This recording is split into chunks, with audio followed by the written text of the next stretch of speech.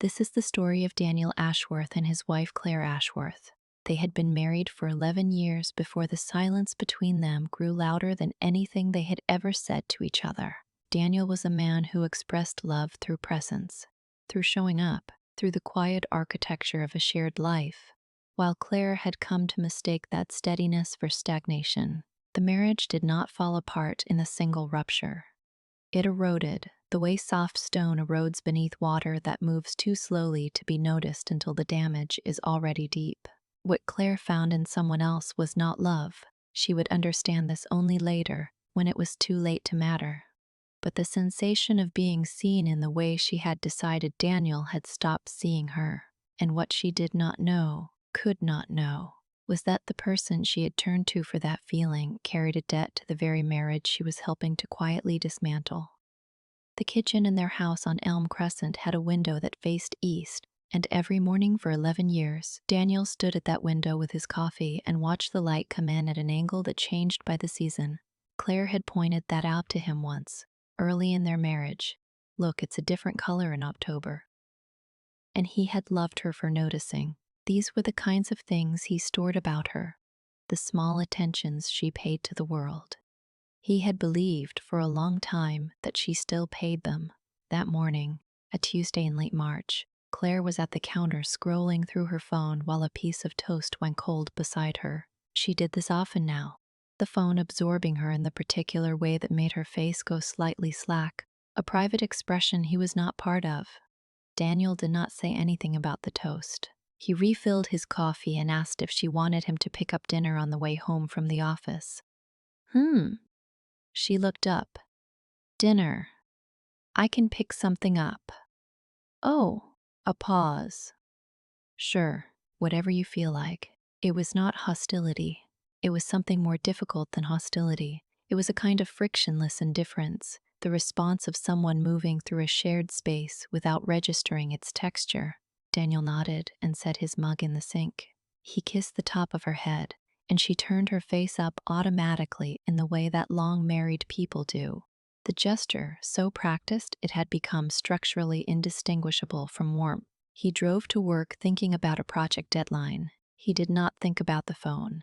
Claire had met Meredith Voss at a ceramics class 18 months earlier. Meredith was everything Claire had once imagined she would grow into. Effortlessly put together, professionally successful, quick with laughter, the kind of woman who made rooms feel more interesting by entering them. She was 34, 3 years younger than Claire, and she taught landscape architecture at the university downtown. They had become close with the natural acceleration of adult female friendship when it finally catches, shared bottles of wine, long dinners, the rapid exchange of private things. What Claire had not known, what Meredith had not offered, was that Meredith had known Daniel first, not romantically.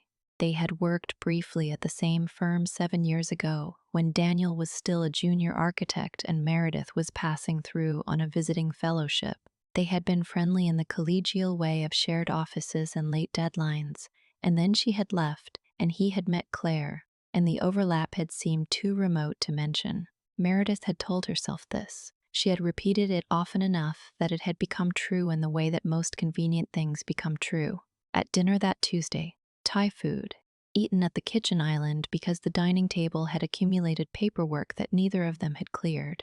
Claire mentioned Meredith's name 3 times. Daniel counted without meaning to. He had noticed over recent months how Meredith had begun to occupy a particular frequency in Claire's conversation, not obsessively, but consistently, like a note held just at the threshold of hearing. "She's good for you," he said because he believed it. He wanted Claire to have people. He had always wanted that. Claire looked up from her container of noodles. "What does that mean?" "It means she makes you lighter. You come home different after you've seen her." He said it simply, without edge. Something moved across Claire's face that he could not name. She looked back down at her food. "She just listens," she said. "She actually listens." The word actually landed in the space between them and did not leave. Daniel let it sit there. He did not ask what she meant by actually, because some part of him already understood. and because asking would have required them both to look directly at something they had been circling for a long time, he cleared the containers. She went to the living room and curled into the corner of the couch with her book, and he sat beside her but not close, and by 9 o'clock she was asleep with the book on her chest. He turned off her lamp. He sat in the dark for a while. The east window was just a rectangle of black outside. Spring arrived, and with it the particular domestic choreography of two people who have stopped adjusting to each other. Not arguing. They were past the productive friction of argument, but simply moving through the same space with the quiet efficiency of housemates who had once been something more. Daniel had begun working late, not to avoid Claire, but because work still gave him the sensation of forward motion, of things being built and completed and given to the world. He was good at his work in the way that quiet people are sometimes excellent, with precision, with patience, with an eye for what mattered. His colleague Owen told him regularly that he was wasted on residential commissions. Daniel smiled and said nothing. He did not think of himself as wasted anywhere. He came home one Thursday at 9 to find the house empty. Claire had texted, "Out with Meredith, don't wait up." He had received it at 7 and hadn't replied, which he recognized now was its own form of commentary. He ate cereal standing at the sink. He thought about calling his brother Tom, who lived in Portland and called him Danny still, and would have said something grounding and slightly sarcastic that would have helped. He did not call. He put the bowl in the dishwasher and went upstairs and read until midnight. When Claire came home, she smelled of wine and warmth, that particular flushed animation that social evenings gave her, and she came and sat on the edge of the bed and said, "Sorry, time got away from us." She was smiling in a way that didn't quite settle on him. It was aimed somewhere just past him. "It's fine," he said. "We were just talking. Meredith's going through something with her and Marcus." Marcus was Meredith's boyfriend of 2 years, a quiet accountant whom Claire had always described as perfectly nice, but a little beige. Daniel had met him twice and found him perfectly decent. "Is she all right?" "She will be." Claire pulled her hair back. "They've been unhappy for a while, I think." She needed to talk. Daniel nodded. He put his bookmark in his page. "Do you think," Claire said, and he heard in her voice a careful quality, a question being assembled from component parts, "that people can just fall out of love without anything bad happening, without anyone doing anything wrong?" He looked at her. She was not looking at him. She was looking at her hands in her lap. "Yes," he said. "I think that happens." She nodded slowly. The answer seemed to satisfy something. She kissed his cheek, genuinely, softly, a kiss with actual pressure and contact, and went to the bathroom. He lay in the dark and understood that they had been talking about themselves, except that she had dressed the conversation in someone else's clothes. And he had not said so, because to say so would have been to arrive at a place he was not ready for. He found the message not through snooping but through accident. Her phone had slipped between the couch cushions. He found it while looking for the TV remote, and when he picked it up it was unlocked and open to a thread, and before he looked away he had already read 3 lines. He did not read the rest. He placed the phone on the coffee table, screen down, and sat very still for a long time. The 3 lines he had read were enough. They were not explicit. They were the kind of words that were worse than explicit, because they were intimate in tone rather than action. The messages of 2 people who had moved into an emotional territory they were pretending was innocent. Meredith's name at the top of the thread. He picked up the remote from between the cushions and turned on the television. He watched something. He could not afterward have said what, until Claire came downstairs. "Found my phone?" she asked, seeing it on the table. "Fell in the cushions." She picked it up without looking at him. "Thanks." They watched television together for an hour. She laughed once at something on screen. He made himself respond to the laugh with a sound that approximated one. When he finally went to bed, the ceiling above him felt like a low sky. He waited a week, not strategically. He was not a strategic person in the way that implied coldness. He waited because he needed to understand what he was actually feeling before he put it into words. And what he was feeling was not fury, which would have been simpler. but a kind of deep structural grief, the feeling of standing in a building you have lived in for years and noticing for the first time that the foundation has been quietly shifting. He asked Claire to sit with him on a Saturday afternoon when the house was still and the light was soft and there was no crisis energy in the air. Nothing that would push the conversation toward the loudness that would make it easier for both of them to perform rather than mean things. "I found your phone a week ago," he said. "The screen was on." She went very quiet, not startled, something beneath startled, a stillness that suggested she had been half expecting this for some time. "How much did you see? Enough to understand?" She looked at her hands. This was the gesture she used when she was thinking, when she was trying to locate something honest inside herself, and he recognized it and felt a sudden devastating tenderness toward her that he had not expected. "It's not," she started. "We haven't. It's not physical." "I know," he said. "That's not actually the part that matters to me." She looked up. "The part that matters," he said carefully, "is that you went somewhere with her, emotionally. That you haven't been with me in a long time, and I'd like to understand why that was easier." It was the kind of question that could have sharpened into an accusation, but did not, because he asked it plainly, without theater, and she heard in it something that sounded devastatingly like genuine wanting to know. "I felt invisible," she said. Her voice was low and steady, and he believed her. "Not, I know you were here. I know you were present. But you were present in the way that a house is present. I needed to be wanted in a way that had." She stopped. "She made me feel like I was interesting, like my thoughts were new to someone. And I made you feel like a fixture. Not on purpose." "No," he said. "Not on purpose." The silence that followed was not combative.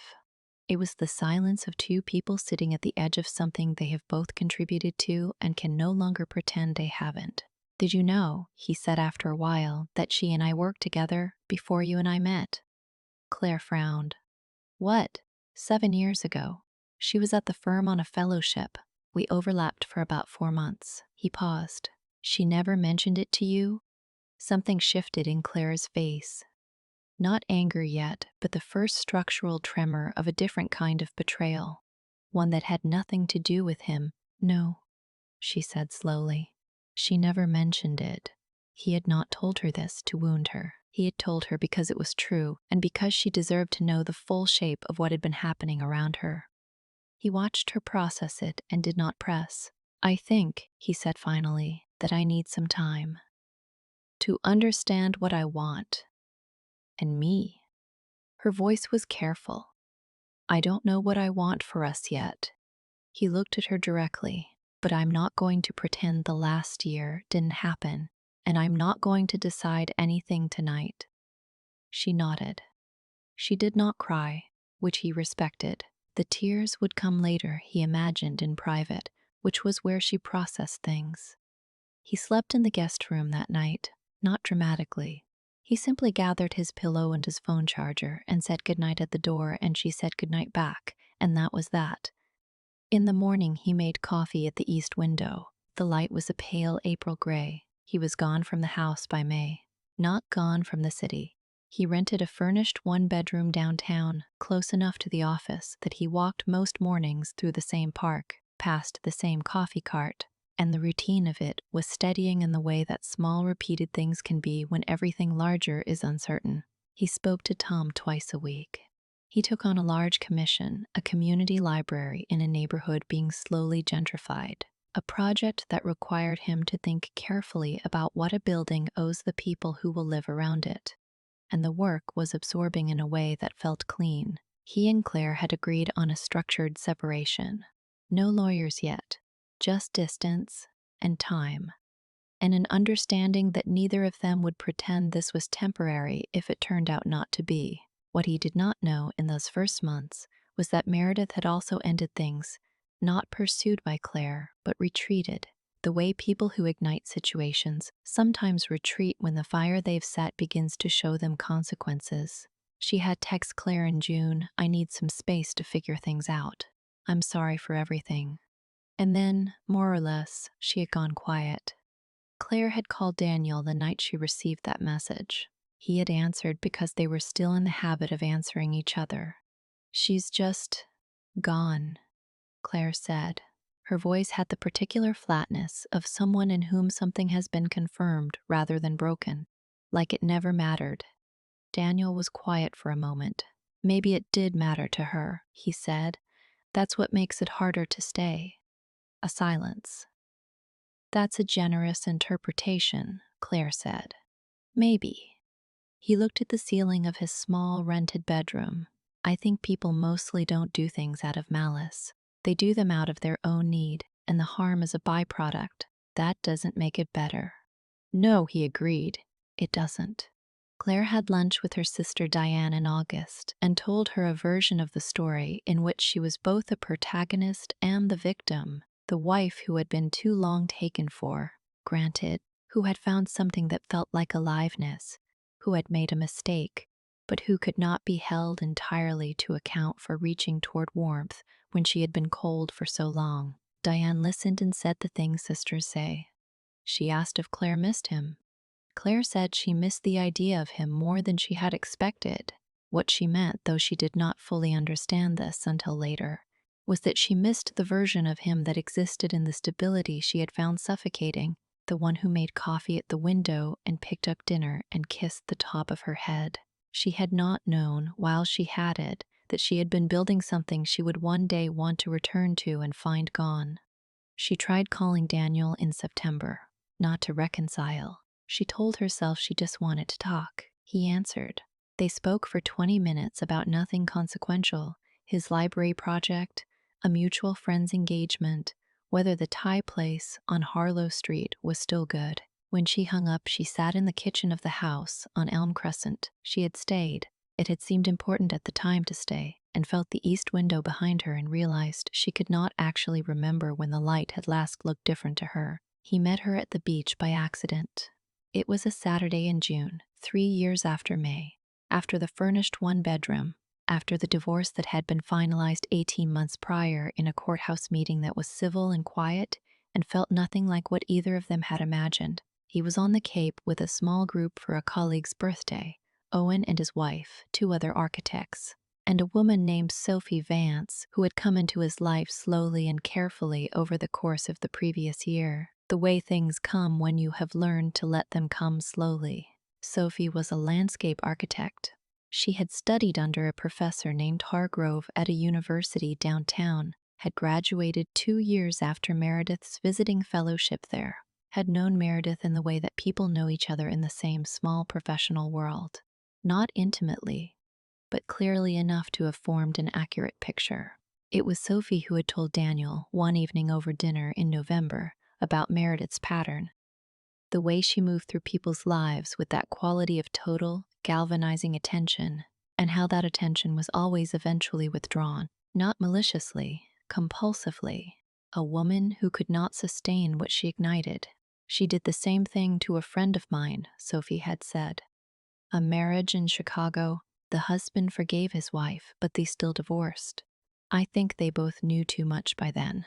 Daniel had listened and felt nothing particularly dramatic, just a quiet, clarifying sadness, the kind that arrives years after the wound and tells you it was never really about you. The beach was wide and pale in the June morning, the Atlantic flat and gray-green under an overcast sky. Daniel was standing at the water's edge with the coffee from the boardwalk, shoes off, the cold sand shifting under his feet in a way that felt good and real. Sophie was a few feet away, picking up a piece of sea glass, holding it up to the colorless sky. He saw Claire before she saw him. She was walking up from the south end of the beach with a friend he didn't recognize, wearing a pale linen jacket, her hair shorter than he remembered. She looked good, not performatively good, not the pinched brightness of someone trying hard, but genuinely rested in a way that meant her life had stabilized. He was glad for this. He observed the gladness in himself without irony. She saw him. Her step did not falter. She was not the kind of person whose step faltered, but something in her face changed, a quick involuntary adjustment, a gathering of composure that he recognized because he had watched her do it 1,000 times. She said his name, he said hers. They stood a few feet apart, the way people stand when they are being careful with the space between them, and they exchanged the brief, warm courtesies of a shared history that has been resolved rather than abandoned. "How are you? You look well. It's good to see you."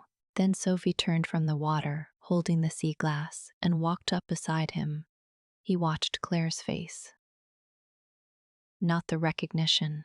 That came first. A small, quick flash. But the understanding that arrived behind the recognition, the recalibration, as Claire processed what it meant that Sophie had known Meredith, had worked in the same building, belonged to the same professional adjacency as the woman who had moved through Claire's marriage like a tide, that Daniel had not sought this out, that it had simply happened, that life had a way of arranging small, inexorable connections that carried more meaning than anyone intended. Sophie said hello. She was warm, genuinely so, without any performance of significance. Claire said hello. "It's a beautiful stretch," Sophie said, looking down the beach. "We almost didn't come this weekend." "I'm glad you did," Claire said. Her voice was even. She had good manners, deep and real, and they served her now. They spoke for perhaps 4 minutes. The friend Claire had come with waited at a polite distance. The ocean moved behind them, indifferent and continuous. When Claire said it was good to see them and turned to walk back down the beach, Daniel watched her go. He watched the particular set of her shoulders, the way she held herself when something had cost her something she had not expected to still have to pay. He turned back to the water. Sophie stood beside him, turning the sea glass over in her palm, a small translucent piece of pale green, worn smooth by years of being moved against harder things. "You all right?" she asked. "Yes," he said. And he meant it, not as reassurance or performance, but as a simple, accurate report. He was all right. He had become, through the slow, unremarkable work of 3 years, a version of himself that was all right. Later, walking back along the boardwalk, the smell of fried food and salt in the air, he thought about what the marriage had actually been, not the story he had told himself, the devoted husband, the absent wife, the clean asymmetry of wrongdoing, but the real thing, which was more complicated and less flattering to everyone involved. He had been present the way a house is present. He had assumed that showing up was the same as being seen. He had believed that stability was a love language rather than its comfortable substitute. Claire had needed something he had stopped offering, or had never fully learned how to offer. And she had gone looking for it in a place that turned out to be borrowed rather than real. Neither of them had been cartoons, neither of them had been innocent. The tide was coming in somewhere behind him, rearranging the shoreline in the slow, patient way it had rearranged shorelines for as long as shorelines had existed. Not destroying anything, not preserving anything, simply making the shore into what it was going to be next. He thought about the east window in the kitchen on Elm Crescent. The light in October, different from the light in March. Claire, pointing it out all those years ago, saying, "Look." He had looked, he had even remembered. But somewhere in the long accumulation of ordinary days, he had stopped saying so. That was the part he carried, not with guilt. Guilt had dissolved the way it does when you have sat with it honestly enough, but with the quiet knowledge that understanding your failure fully is the only thing that makes it possible to do differently. Sophie's hand found his as they walked. He held it and did not say anything, which was not the same as having nothing to say, but was the thing he had finally learned, that love is not silence masquerading as peace, and it is not noise masquerading as presence. It is the willingness to stay in the difficulty of being known, even when being known costs you the comfort of remaining legible only to yourself. The boardwalk ended. They stepped off the wood and onto the street, and the sound of the ocean continued behind them, as it always had, as it would after all of them were gone. Not mournful, not indifferent, just continuous, like time, which holds everything and judges nothing and moves always toward whatever comes next.